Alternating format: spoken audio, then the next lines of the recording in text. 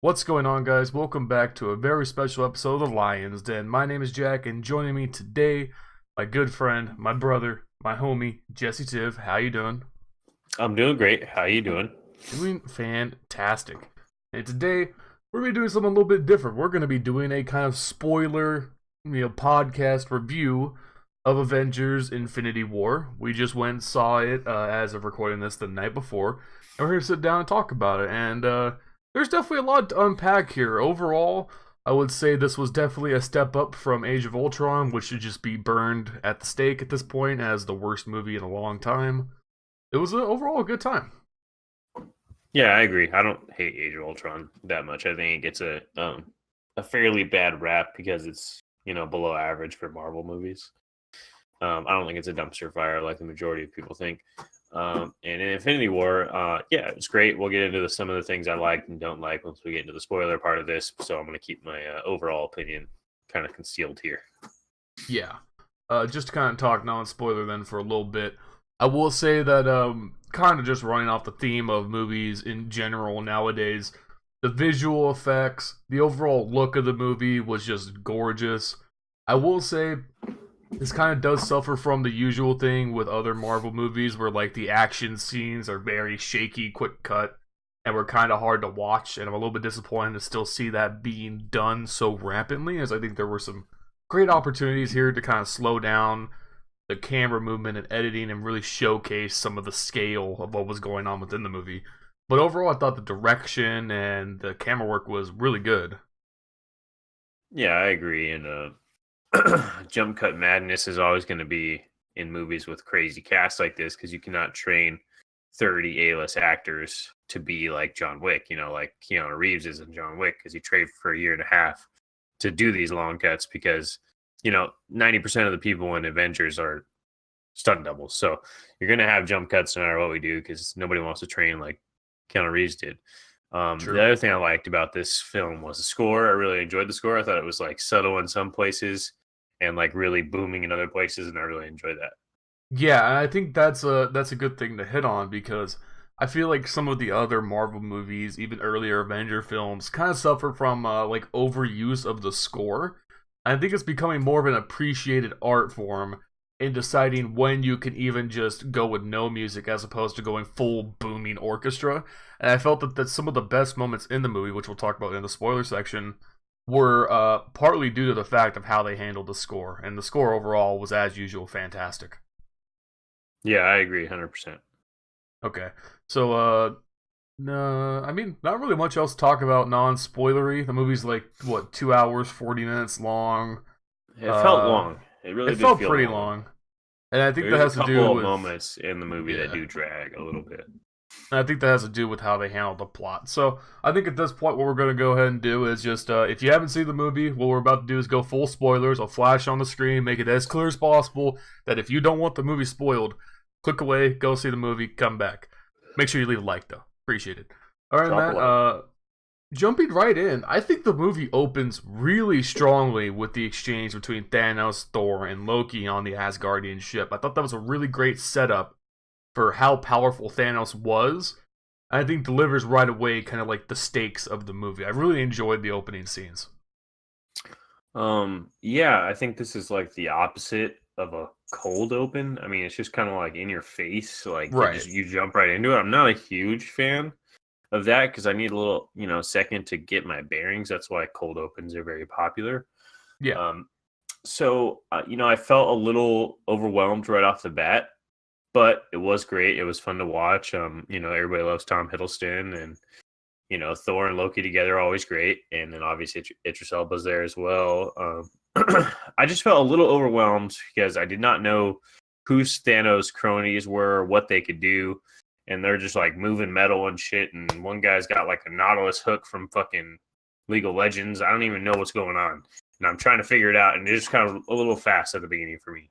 Yeah, it definitely is a little bit fast, but also I think what happened here was that this movie builds off of, and I know this from our brother Justin mentioned it on the way home, was that a lot about the beginning makes more sense having watched Thor Ragnarok, which I personally haven't seen still. And I guess that sets up the opening a lot better. obviously that's not a good enough excuse, as people shouldn't have to like religiously watch every movie in like the mythos to be able to understand the opening right out the gate. They could have definitely slowed it down a lot, but I think right away, just killing off Loki was like so shocking that I think it really sets up how powerful Thanos is.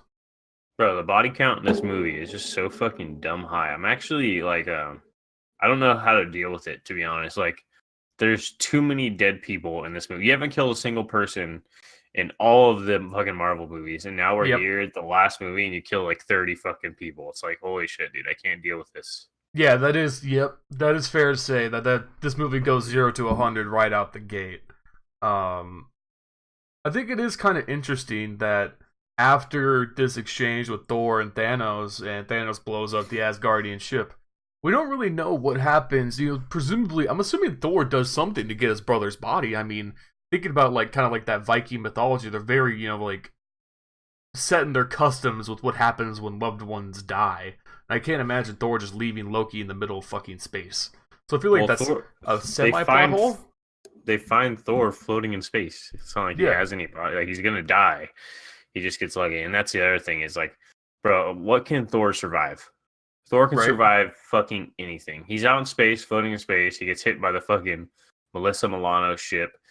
They fucking bring him in. They wake him up. He's perfectly fine. Then he holds up a fucking sunbeam ray, a star.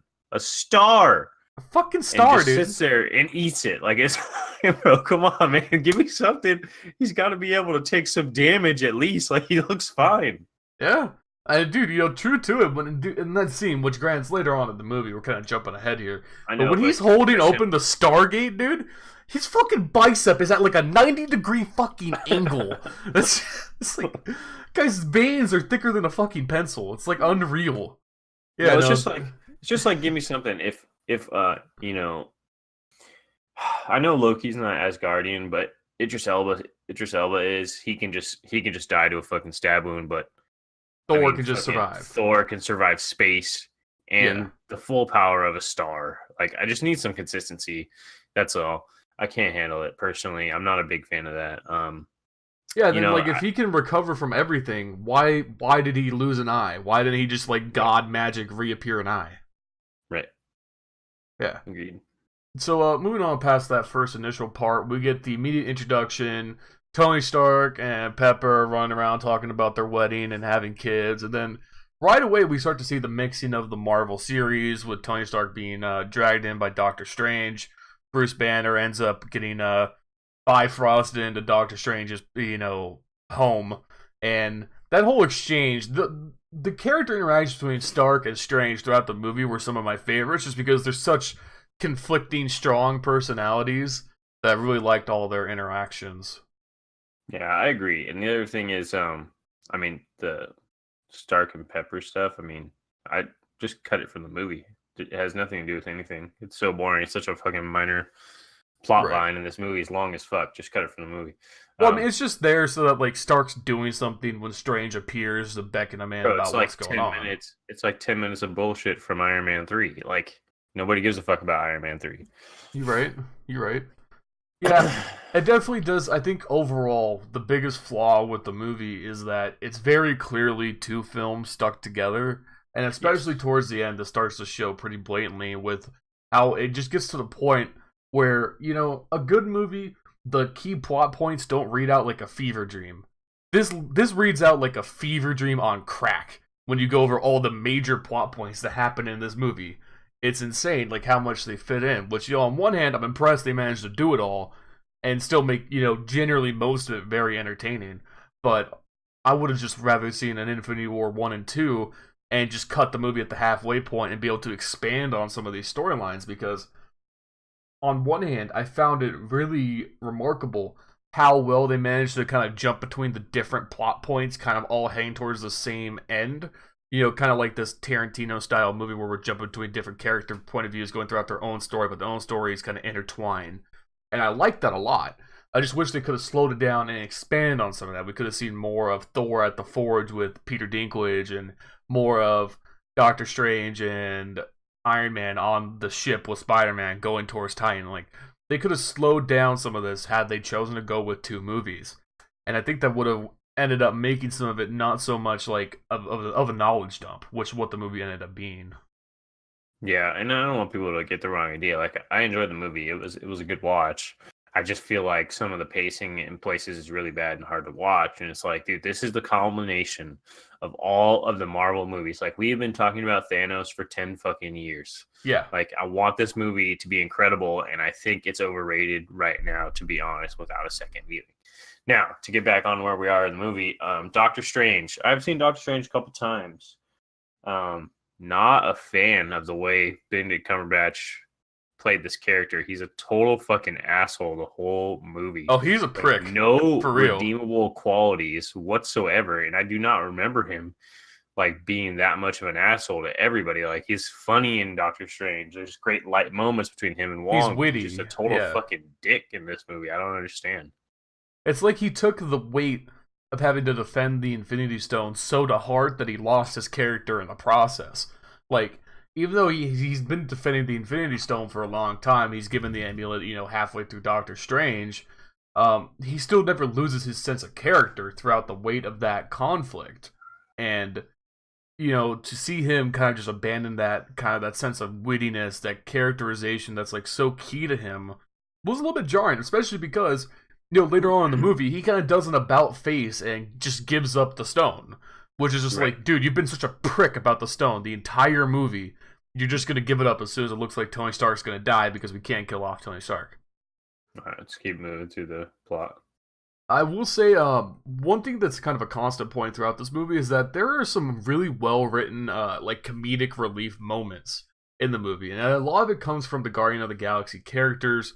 We get an introduction to pretty early on with the fact that they're the ones who saved Thor, as we already mentioned. And dude, can I just throw it out there? I think Dave Bautista might be one of the funniest motherfuckers I've ever seen in a movie. He has some of the best moments, not only in both of the Guardians of the Galaxy movies, but I would say in Infinity War as well. He is so funny, it's ridiculous.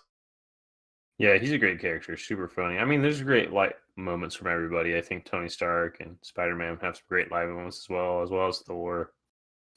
Yeah.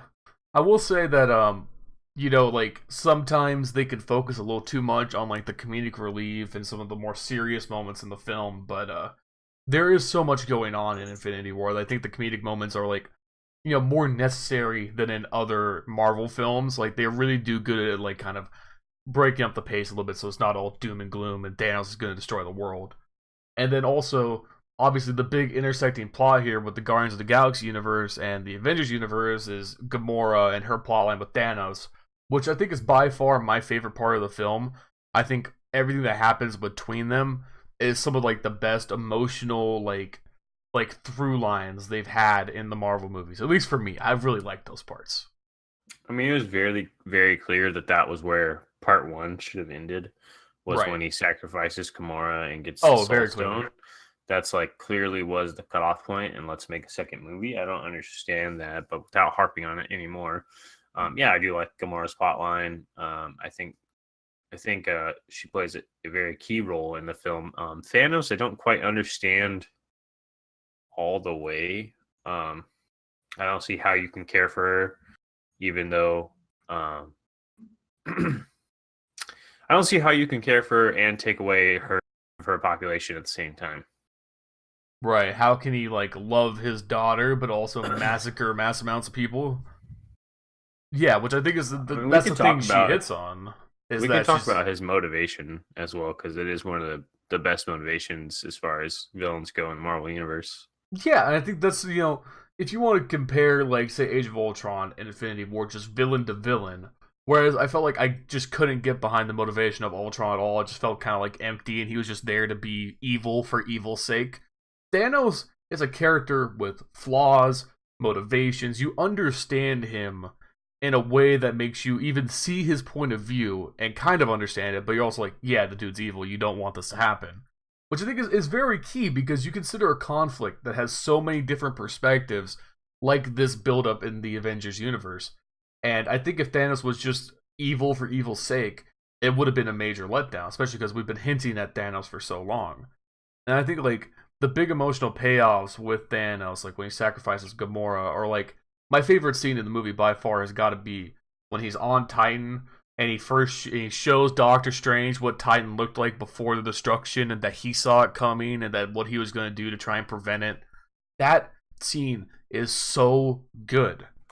I love it. Yeah, I agree. I think if you think about his motivation, it's very good, and it should make you think about it, because the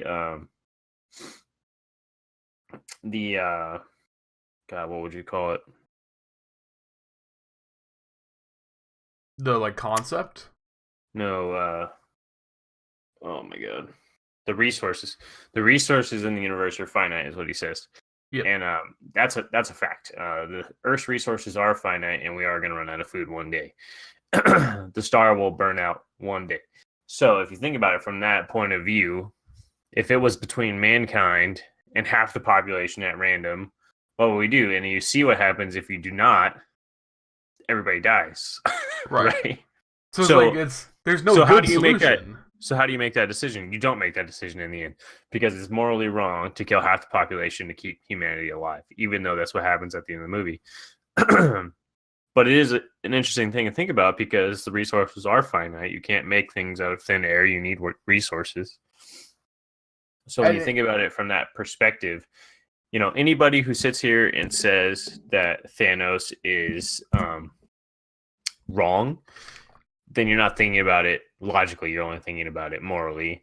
When you should think about it is logically, like, yes, he's 100% right, but morally he's wrong, so we shouldn't do it.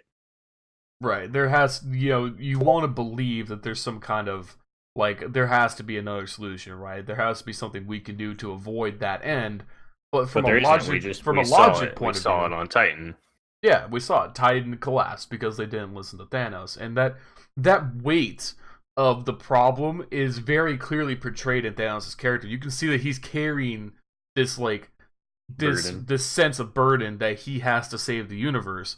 He's carrying the ring, dude. He is. And when he has to sacrifice Gamora, you can see, and this is also credit to like the really great CG and the mocap they did on his character, but you can see the emotion playing out on his face. You can feel that sense that on one hand, he loves Gamora, she's his daughter, he doesn't want to kill her, but also the universe is going to die. I've taken it upon myself to save the universe. What choice do I make? And like when what's her name? When Nebula gets on him on the Battle of Titan and takes over his mind, is like he feels agony, he's in pain, he's mourning. You get that real sense that this is a character with all of his emotions very clearly expressed. He's not mindless. And you can totally sympathize with Thanos, which I think just makes his character the best in the movie. He's my favorite character in the movie by far. Mantis gets on top of his head. Mantis. Nebula is his other daughter. Just clear it up. Yeah, I mean, feeling mourning and stuff. I thought that scene was kind of weird too. Oh my God, it was so annoying. Like, how weak of a character is Chris Pratt that you have to make him do that when it's obvious that they're going to get the fucking gauntlet off his hand. You have to make his character so weak that he can't wait another 5 seconds to start punching Thanos. That's so dumb. It's like one of the worst plot things in this movie. Like, how weak of a character is Chris Pratt? He is so weak that he won't save the whole universe for 5 seconds instead of punching Thanos because he killed Gamora. So fucking weak. It's so dumb. Right, but I think at the same time, I'm gonna kind of play devil's advocate here. Put yourself in his view. The woman that you love, you don't know if she's dead or not. You're trying to find out, and he knows. He knows the answer. He knows the answer before he starts swinging. Right, and but that emotion. He asked him to kill her, and he was going to kill her. So he should have been done with this already. Okay, fine. He's mourning it, but he should be stronger character than he is portrayed, that he cannot literally wait 1 second as everybody is saying, hey, don't be a fucking moron. Let's pull off the gauntlet first. Right.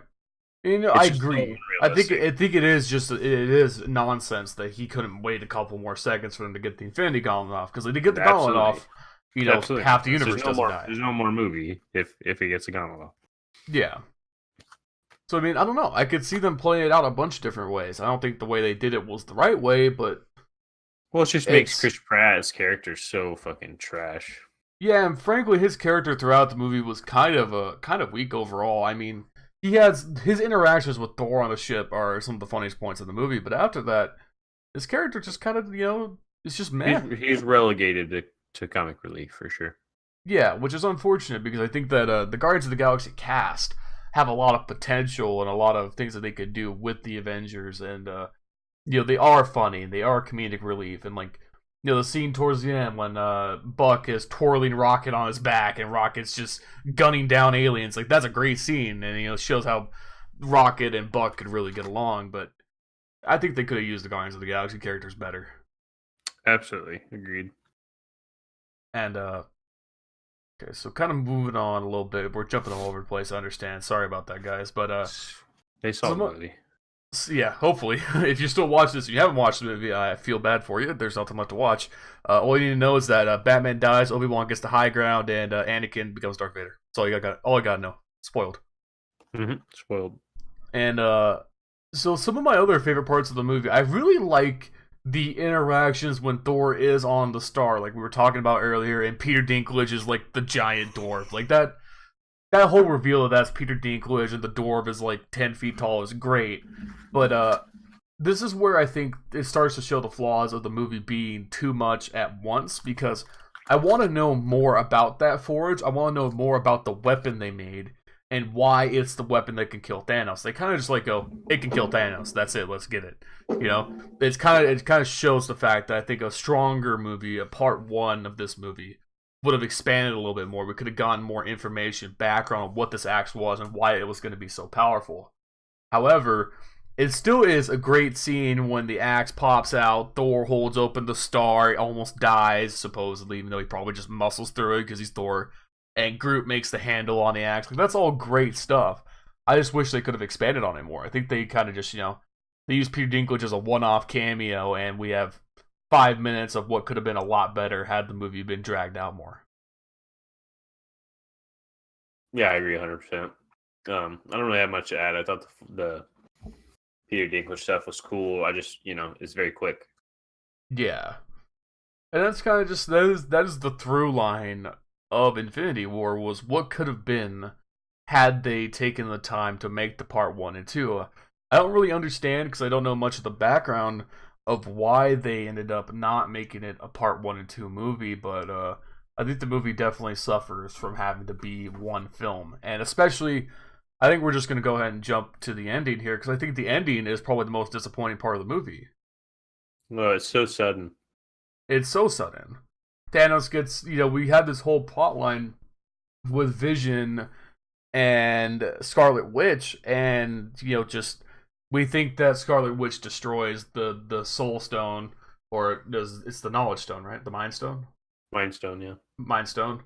And then Thanos just walks up and backs up time and takes the final stone. And he's got the full gauntlet. So dumb. That's so dumb. That is so dumb. I can't understand that, dude.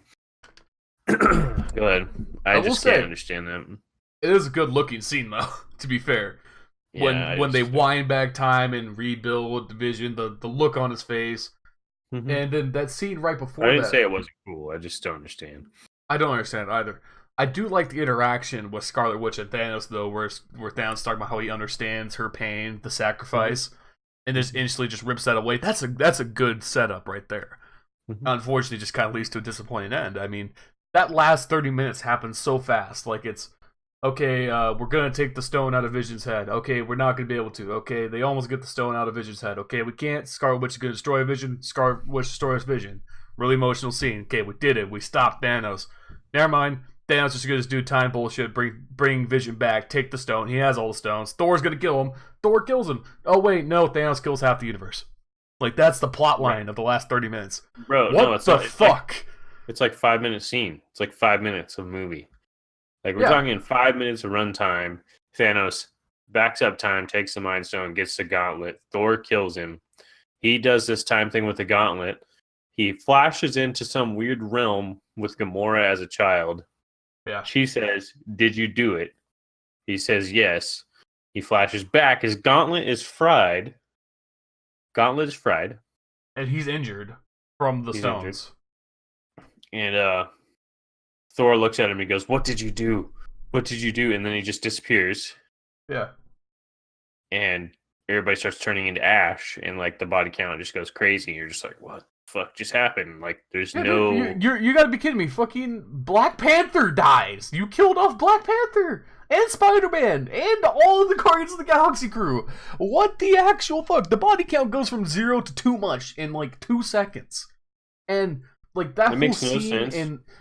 in like the Shadow Realm with Gamora's like younger self, and she's like, was it worth the cost? Like kind of implying like the universe backlashes on Thanos, but I guess not. He killed off half the universe anyway, and it's just like, No, she says, how much did it cost? And he goes, a lot. okay, but kind of implying like the universe was gonna backfire on him for killing Gamora or something, but nope, kills everybody, and like I will say, as much as this ending feels like a train wreck in terms of pacing, the smartest thing they did in terms of like the cinematography with that final scene, and it's probably what I like most about it in terms of just like what I liked about it, was that they cut the music and it was just like the ambiance of the background, the interactions between the characters as they faded to dust. I think that cutting the music there was such a smart directing choice because it really kind of hammered in, had the ending not been such a clusterfuck, hammered in the sense of you lost, right? There's no soundtrack, it's all silent, everybody's fading to dust, you lost. So I really like that part of the scene, but it just makes no sense in terms of the story. Well, here's the problem. Here's the problem I have with it. I guess it's not, a general problem. It's just a problem that I have. There's no weight to the deaths because half of everybody has no idea what's going on. Like, why are they turning into dust? Are they gone Right. forever? What does this mean? Who gets selected and why? The only person who actually has any weight to it is Tom Holland Spider-Man, because he actually gives a great performance. Is like, I don't want to go, and you see the look on Tony's face, and he feels horrible about it. And that death has weight, but most everything else doesn't have weight. Maybe Bucky, but Cap really doesn't seem. He just seems confused, which is understandable. Yeah, everybody's what the fuck's going on? I'm confused. Yeah, but because like, we only found out about Thanos literally an hour and a half ago, and that this gauntlet has this power, and now we're here. Universe is dead. Yeah, and like I said, the only person whose death has weight is Spider-Man, which was a great scene. It's just I just at the end of the day I feel confused. We get a shot of Thanos on some fucking jungle planet with a homemade fort, and he walks out and gives a half smile, and that's supposed to be satisfying. It's not very satisfying. It's not very satisfying. And yeah, no, it's weird as hell. I don't know what to make of it. Like, and then this kind of ties back to like kind of how Doctor Strange's character kind of suffers from being like a totally Two-Faced. Like that whole interaction on Titan when he gives up the Time Stone to save Tony Stark's life, and then right before Doctor Strange phase does, because we're killing off everybody here. We're handing out deaths like no tomorrow. There goes Benedict Cumberbatch. He's like, sorry, I had to. He's like very emotional about it. It's like, dude, you've been a dick about the stone. He says this is the only way. I'm like, I don't understand. Like, this was what we were trying to prevent. What do you mean? Like, that doesn't make any sense. If you don't give him the time stone, this is not possible. Yeah, you didn't give a shit about Tony Stark's life the entire movie until he got stabbed through the chest by Thanos. Then all of a sudden, you're like, shit, dude, that's Robert Downey Jr. He's a goddamn heartthrob even into his later years. Can't let him die. Won't do it. Agreed. 100% agreed. And then the other thing is to flashback a little bit on Titan when Doctor Strange goes into the future and sees 14 million outcomes. He said there was one that was they won. He says one where they win, and at the end of the movie when he dies, he says this is the only way, implying that they won, but we did not win.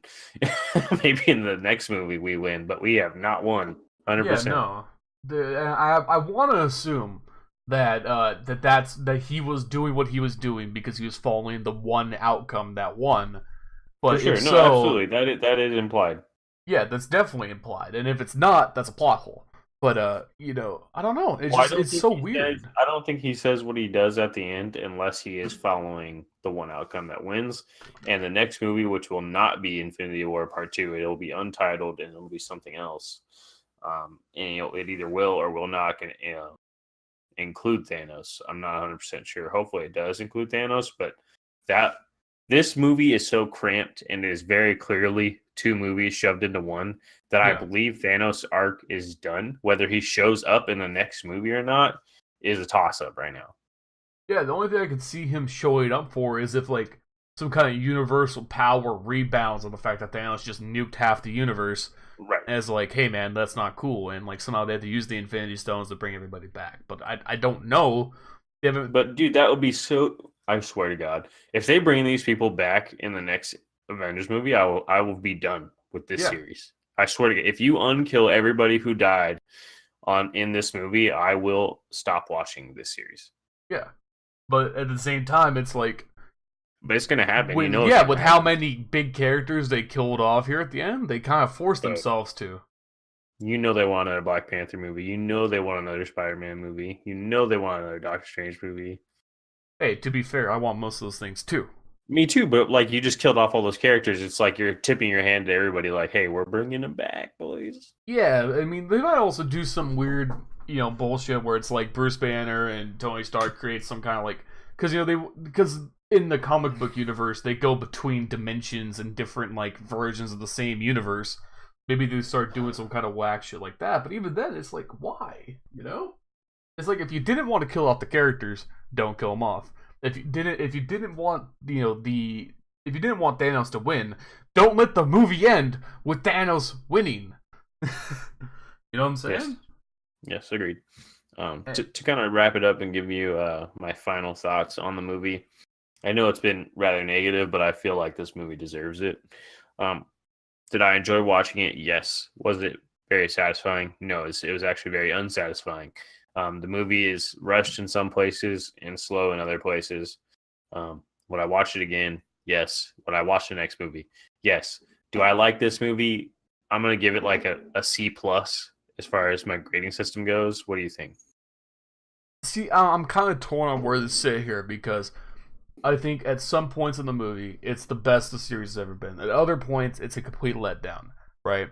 There are sparks in this movie where I'm like, wow, okay, they're really stepping up their game in terms of like the actual like the caliber of writing and delivering like an actual story. Kind of like breaking away from that like that stigma of like the summer blockbuster, boom, explosions everywhere, aliens dead, we win, let's go get some shawarma. Like they're kind of breaking out of that shell a little bit with some of this writing in this movie, and that's what I really want to see them kind of focus on. Is like creating a meaningful story because that's what the comic books did. And even though they don't in any sense have to adhere wholly to the comic books. They just have to make a movie that makes money because that's what they got to do at the end of the day. Um, I think that making the movie so clearly rushed and as two films put into one hurts what could have been easily the best movie in the Marvel series. I think even better than the first Avengers or the first Iron Man. It is just disappointing to see how that turned out, especially in the last act of the movie has to be some of the most disappointing stuff I've seen in a long time. I will say overall for me, I think it's somewhere in that B range. I think because overall I still really liked the movie. I still enjoyed watching it, and I just hope that they can somehow salvage how thoroughly fucked the plot line is for the next movie. Yeah, I agree. Where they go with the next movie is an absolute mystery to me. Like I It said, has don't take our super negative review. If you like the movie, that's great. I'm not trying to hate on you. I just think it's just disappointing to have watched the majority of the Marvel movies and to come into this, supposed to be like the big, culmination of all those films. I'm just disappointed. That's all. Yeah, I mean, and I think that unless you're some kind of super fanboy who just only heard the negative parts of the review, I think it's pretty clear that we still enjoyed the movie and we have a lot. We have a lot to appreciate with the movie. But the thing is, like a lot of people, I grew up watching the first Iron Man. I watched the first Iron Man when I was like 8 or 9 years old, right? And I watched it in theaters with both my brothers and my dad. And since then, I've seen, Iron Man 2, The Avengers, Captain America Civil War. I've seen a lot of the big Marvel movies in theaters when they came out because I loved the series. I love the Marvel movies. And I want to see them deliver on a payoff they've been building up for so long. And I felt just like they didn't here. And they delivered so greatly in some areas that it makes the fact they couldn't pay off in the end that much more like of a letdown. And probably the most egregious thing was the after credit scene, which I feel like they could have just done away with.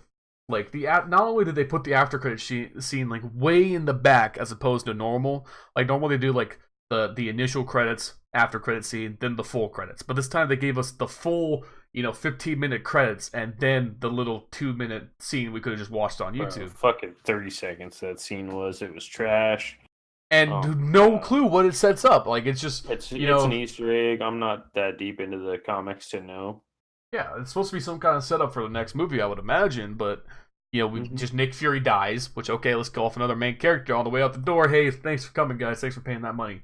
And it just kind of sets home the fact that it's just like, why? Yeah. There's so many questions. We're harped on this enough. All right. So, that's our thoughts on Avengers Infinity Wars. If you've seen the movie, let us know what you think in the comments down below. We're really curious here to see what you guys have to think. Let's keep things civil. I'm really anxious to have a nice conversation with you guys about this and get your guys' perspective on, I think, a very complicated question of whether this movie's good or not. Other than that, guys, my name is Jack. That's Jesse Tiv. Thank you guys for watching, and we will see you next time. Later.